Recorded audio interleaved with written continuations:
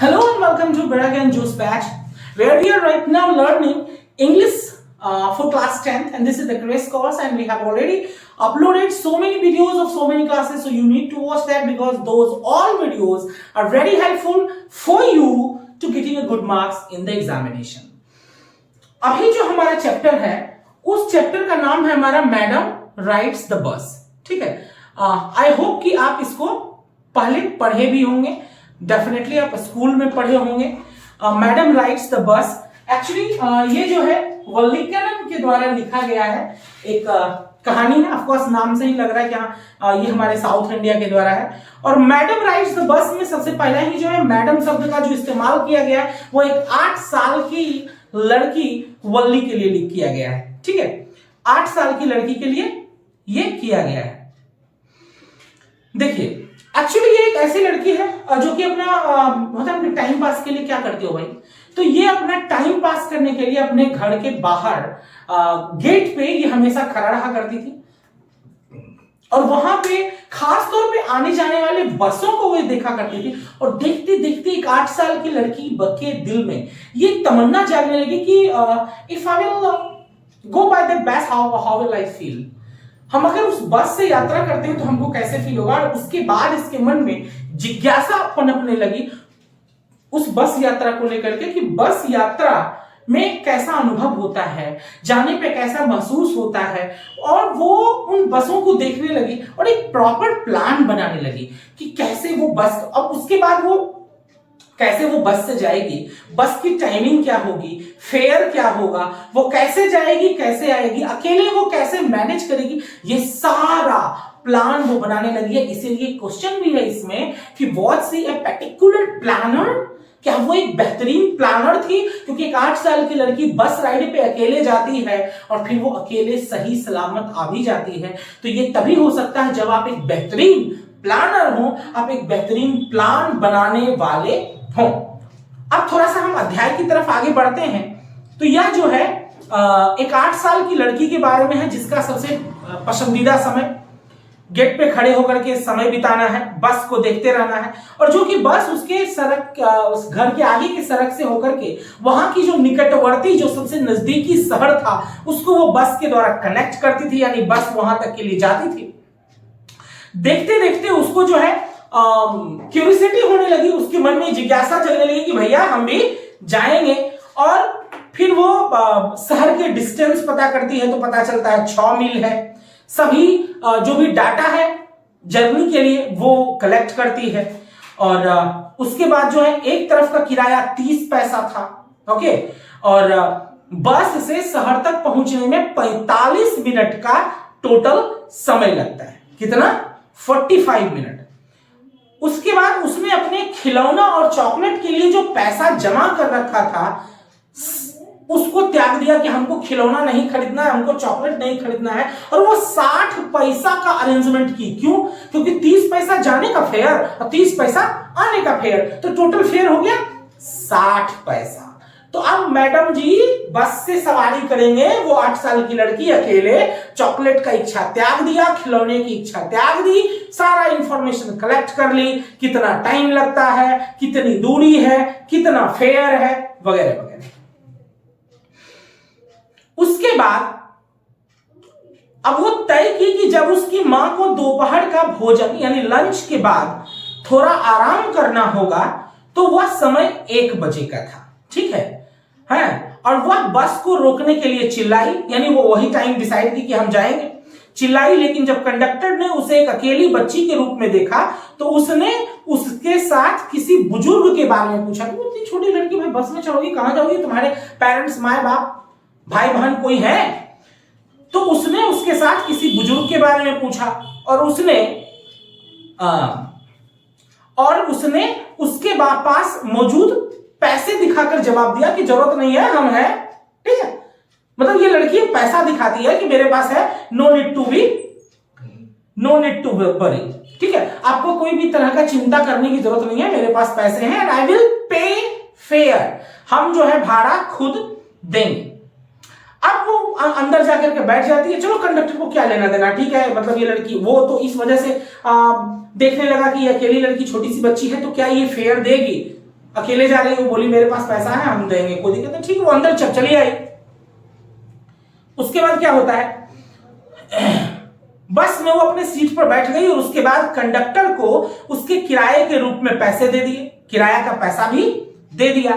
यात्रा के दौरान जब भी कंडक्टर ने लड़की से कुछ पूछा तो उसने बहुत सख्ती से जवाब दिया। कुछ पूछा, कुछ भी क्वेश्चन, तो वो एक्चुअली बात नहीं करना चाहती थी, वो किसी से भी बोलना नहीं चाहती थी, वो उन नजारों का आनंद उठाना चाहती थी जो खिड़की से बाहर दिखाई पड़ रहा था, जो बस से बाहर का जो नजारा दिख रहा था वो उसका आनंद लेना चाहती थी। ठीक है, और रास्ते में एक बार एक बूढ़ा आदमी और एक बार एक वृद्ध महिला उसके पास आई, एक बूढ़ी औरत और एक बार एक बूढ़ा आदमी उसके पास आता है और हर बार उससे कुछ पूछता है तो वो कड़े शब्दों में जवाब देती है कि वह अपना किराया दे चुकी है और उसे किसी के साथ रहने की जरूरत नहीं है।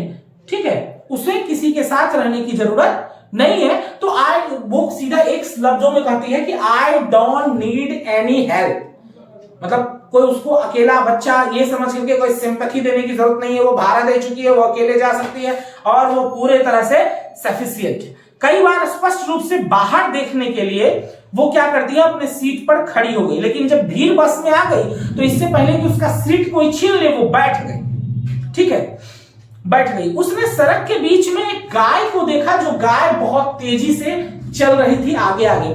गाय जो थी वो बहुत ही सुंदर थी, गाय बहुत ही अच्छी थी दिखने में, और गाय सड़क के बीचों बीच चल रही थी, जिसके वजह से बस ड्राइवर को हॉर्न बार बार बजाना पड़ता है ताकि वो गाय वहां से साइड हो। कुछ दूर तक वो नजारा चलते रहता है कि गाय जो है हटने का नाम नहीं ले रही, ये हॉर्न पे हॉर्न बजा रहा है।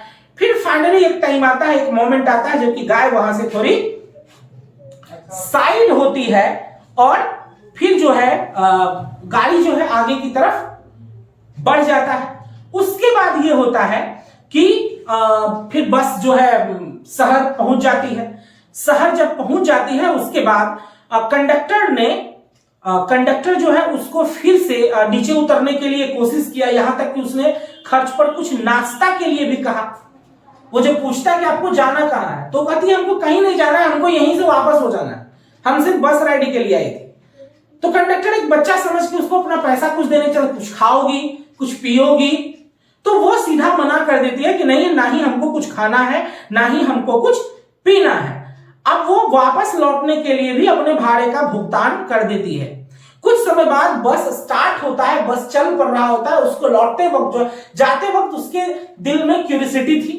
अब ये क्वेश्चंस का आंसर है, उसके दिल में क्यूरियोसिटी थी, उसके दिल में जिज्ञासा थी, उसके दिल में खुशी था। पर वापस लौटते समय क्या होता है, एक ऐसी घटना होती है जिसकी वजह से उस लड़की को बहुत ही दुख होता है। उस लड़की का, वो गई थी जितनी खुशी से, वो आती नहीं है उतनी खुशी से, क्योंकि रास्ते में चलते चलते एग्जैक्ट उसी प्लेस पे जिस प्लेस पे उसे गाय से भेंट हुआ था, बस को देखती है कि गाय जो है रोड के ही साइड में वो मरी पड़ी है। ठीक है, और वो खून से लथपथ थी। वल्ली बाहर देखना चाहती है पर उसे कुछ दिखता, मतलब वो सॉफ्ट हो जाती है, वो उस दृश्य को देख करके सॉफ्ट हो जाती है कि अभी कुछ देर पहले ही तो ये गाय हेल्दी सही सलामत सड़क के बीचों बीच से होते हुए जा रही थी, और अभी अचानक से देख रहे हैं तो ये गाय खून से लथपथ पड़ी है, जो कि जाते वक्त वो गाय लोगों के बीच में हंसी का कारण बनी थी। अभी वही गाय के मृत शरीर को देख करके सभी दर्शक, सभी बस के पैसेंजर्स जो है अफसोस करते हैं, दुख होते हैं, लेकिन उन लोगों को कम दुख इसलिए होता है क्योंकि वो लोग उस गाय को थोड़ी देर पहले जिंदा नहीं देखे थे, चलते नहीं देखे थे, सड़क पे फुदकते नहीं देखे थे। वो लड़की, ड्राइवर और कंडक्टर के अलावा वो वल्ली ही वो लड़की थी जिसने थोड़ी ही देर पहले उस गाय को सही सलामत चलते देखा, और थोड़ी ही देर के बाद वापसी में उसी गाय को खून से लथपथ सड़क के किनारे मृत अवस्था में पाया। तो इस वजह से वल्ली का दिल जो है वो दुखों से भर गया। उसके बाद वो बाहर भी नहीं देखती है, चुपचाप वो चली जाती है। जब उसका गंतव्य स्थान आता है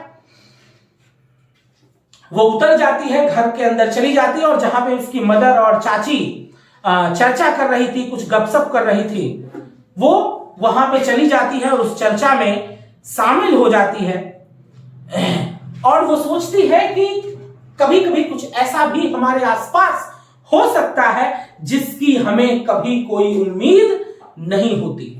यानी वल्ली का अगर हम बस राइड को अगर हम एक बार देखें तो जहां की एक तरफ वल्ली जाते वक्त काफी खुश थी, काफी प्रफुल्लित थी, काफी एक्साइटेड थी, है इंजॉय के मूड में थी, सख्ती से जवाब दे रही थी, अपने आप को छोटा होने के बावजूद भी बड़ा दिखाने की कोशिश कर रही थी। वही वल्ली उस दृश्य को देख करके, उस मृत गाय को देख करके वो वापस लौटते समय उदास हो जाती है, सैड हो जाती है, फिर उसका जी नहीं करता है और वो चुपचाप चली आती है।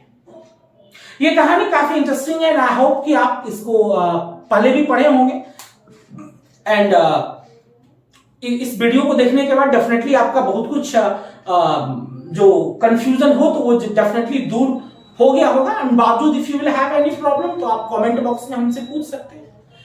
And if you are still not the subscriber of Bada Gyan class, then please subscribe right now. And thank you so much for watching this video. हम मिलते हैं फिर से अगले क्लास में, अगले सेशन में। तब तक के लिए पढ़ते रहिए and keep watching the videos of Bada Gyan classes for all classes of all subjects. Thank you so much.